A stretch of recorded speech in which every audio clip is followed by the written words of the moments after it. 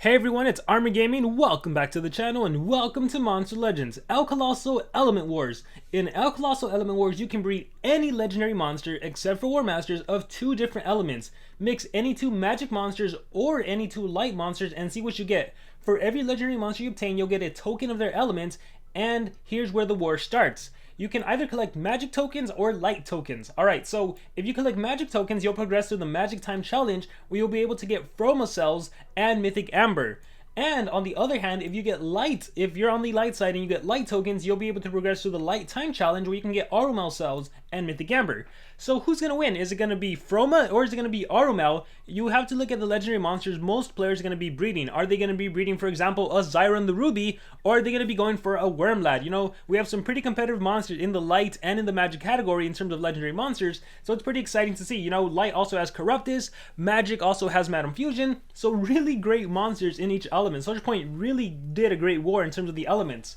Alright, let's see. If you can reach the finish line of any or both of the challenges, you'll receive an additional 1,200 extra cells and an avatar. And so here's the benefit of being on the winning side. The element with the most tokens collected by all monster masters wins the war. If you have 20 or more tokens of the element, you'll receive 200 mythic amber. So let's say you go for the light side and you get 20 tokens. Well, in addition to those 20 tokens and whatever rewards you got in the time challenge, if the light side wins, then you'll receive an additional 200 mythic amber, which in my personal opinion isn't that big of a deal. You can get that mythic amber just by doing the mythic dungeons in like 3 days. So that's not a huge deal.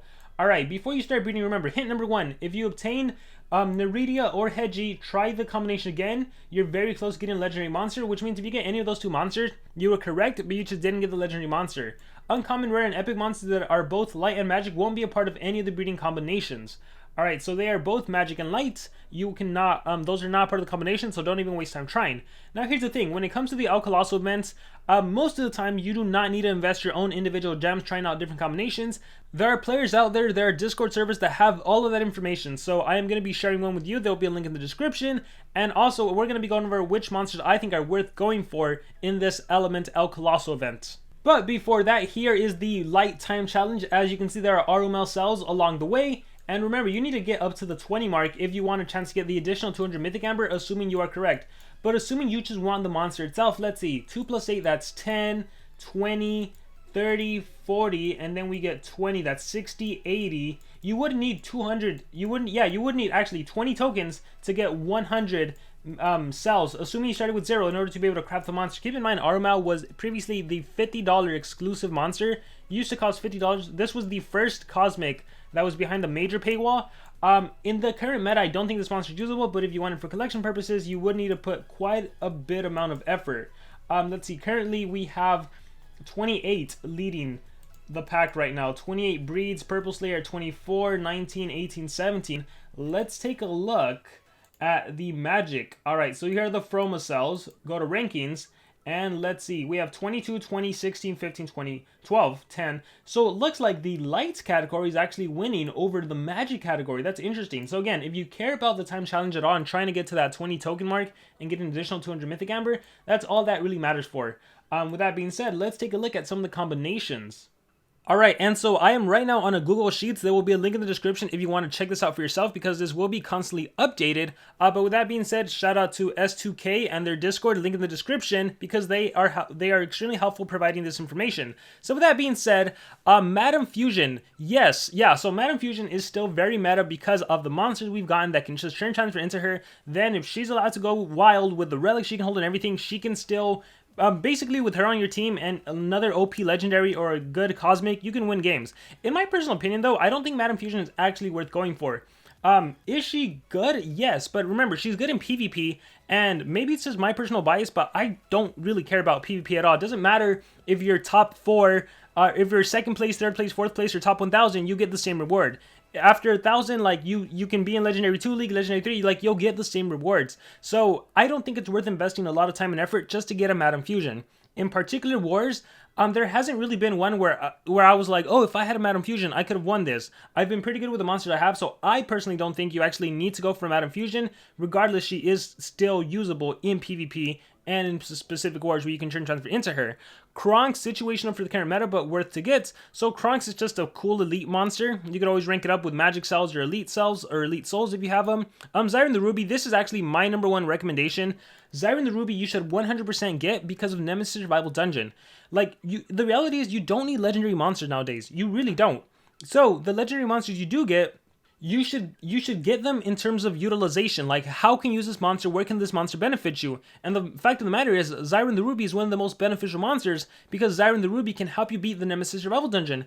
And even if you don't rank this monster up, to be completely honest, with decent runes and the relics, you can probably beat the whole entire Nemesis Survival Dungeon, assuming you still have a team. So yes, 100% get Zyron the Ruby. It will allow you to get extra gems. It'll allow you to get a diamond relic a month. So overall, of all the magic monsters, Zyron the Ruby is my #1. After this, I agree here. Galante, Junior, Violet, the breeding jokers are 100% worth having.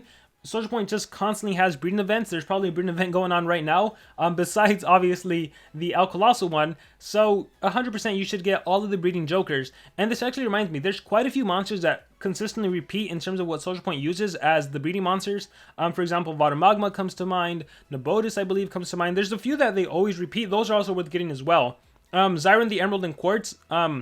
I would say if the combination for Ruby wasn't there, these are equally worth getting. Again, the most utilization you can get really are the Nemesis monsters because they give you a chance to beat the Nemesis Survival Dungeon. So for example, if you don't have General Shannara, but the combination for Zyron the Emerald comes out, that's better, I would say. Get Zyron the Emerald, get any Nemesis monster so that you can start getting a chance to beat the Nemesis Survival Dungeon. Start doing the dungeons that give you magic cells because you can use that to rank up your monsters, your legendary monsters, because there's no real other purpose of using those cells. So that would be my advice. Alright, now let's scroll down to the light elements. So the light elements, Clipium, yes, because of the taunt trait. Nikasha, Dodge Area, blocks resurrection, Dodge Area, amazing skills. So in my personal opinion, once again, it would have to go with Nemesis monsters. And even though Lum is not necessarily that great, I would say for the Nemesis Survival Dungeon, once again, having a chance to beat Nemesis Survival is better than no chance to beat Nemesis Survival. We also have, in terms of like monsters that can actually be used in the meta, I would say definitely Dodge Area. And yeah, Dodge Area still would dominate. You can still use Taunt Dodge Area. Although it's a little harder now because with like Fampirastro, for example, and even the new Team Race monster we have being an extra turner, even if you have Dodge Area, those monsters can like just destroy the taunt monster and then go on to the Dodge Area monsters using single target attacks. But with that being said, Wormlad's still amazing, right? Has Dodge Area and amazing skills. Wormlad could also help you out in the Grandmaster duels. Same with Corruptus. Corruptus is Dodge Area, amazing denial potential. Could also help you out in the Grandmaster duels, can help you out in your taunt Dodge Area teams. Roseoki has anticipation, but I would say not worth investing in. Nikasha has Dodge Area, can block resurrection. I would say not really. And even Clipium, because he doesn't have Megataunt. Does he have Megataunt at the start of the battle? I don't think so. I wouldn't really invest in him. They could help you with the quest though. Actually, I should scroll back up here. The quest monsters, yeah, Madame Fusion is one of them. Those also help because it's a great way to get a lot of bronze relics, right? A lot of bronze relics which you can use as fusion material. But overall, again, more than anything, Nemesis monsters to beat Nemesis Survival Dungeon. And then if you want to, you can, in this case, get the breeding jokers. And then after that, ultimately get whoever you want. Like for example, look at this right here. This should be 100% yes, get yourself a Rossigan. No, yeah, just at the end of the day, you should be happy with your choice. So you should get whoever makes you happy. If you've wanted a monster for the longest time, let's say you really love the monster design of Shade Moon and you want Shade Moon, you want him in your collection, then go ahead and get him, right? Go ahead and get him. Whatever makes you happy at the end of the day. I kind of just went over utility more than anything. Now, the only other thing I will caution you guys is that remember, we have a race starting tomorrow. So if you're going to go ahead and do a breeding, keep in mind that you are going to block off your hatchery and potentially your breeding mountain and ultra breeding tree if you have those two. So be careful about who you breed. I was going to do a demonstration of getting Zyron the Ruby, but I decided against it because again, I don't want to clog up my hatchery or my breeding. I want to make sure everything is available so I can help my team in the race, because I personally think getting the new cosmic monsters is more important than getting old legendary monsters. But again, that's somewhat biased because I have a lot of the old legendary monsters because I've been playing for over 5 years. So with that being said, guys, I hope this video was helpful. All the links you need are in the description below, so be sure to join them. Again, huge shout out to Skill to Kill for essentially finding all these combinations and making it widely available for everyone to have access to. So with that being said, guys, thank you all for watching. Oh, one last thing, book rewards. If you need a specific specific monster to complete a book reward, and the book reward is very generous, also go ahead and breed that monster. Okay, with that being said, thank you for watching, and remember to subscribe.